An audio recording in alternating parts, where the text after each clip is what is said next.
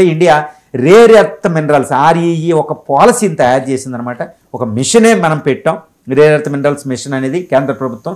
దీంతో rare earth minerals రీసెంట్గా మనం రాజస్థాన్ ఒకటి, తర్వాత జమ్మూ అండ్ కాశ్మీర్ ఒకటి, ఆంధ్రప్రదేశ్ ఒకటి, తర్వాత కర్ణాటక దగ్గర ఈ బేరారు ఈ ప్రాంతంలో, తమిళనాడు ప్రాంతంలో రేర్ ఎర్త్ మినరల్స్ కనుగొనడం జరిగింది. దీంతోపాటు ఇండియన్ కంపెనీస్ ఫారిన్ కంపెనీల్లో ఫారిన్ రేర్ ఎర్త్ మినరల్ కంపెనీలో కూడా పెట్టుబడి పెట్టడం జరిగింది.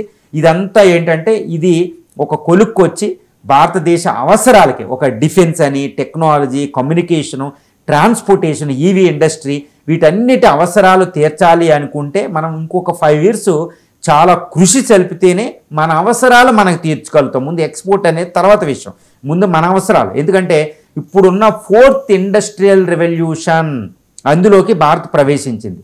ఈ 4th ఇండస్ట్రియల్ రెవల్యూషన్ అనేది ఇండియాని డెవలప్డ్ నేషన్గా తయారు చేయొచ్చు. అదే వికసిత్ భారత్ 2047.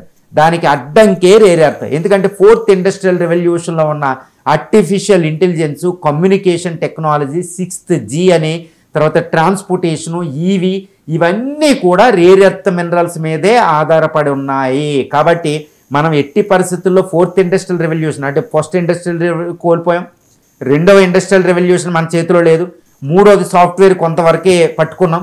ఇప్పుడు 4th industrial revolution artificial intelligence, communication, ఈ 6th G ఇవన్నీ వస్తాయండి. ఇవి మన భారతదేశానికి ఒక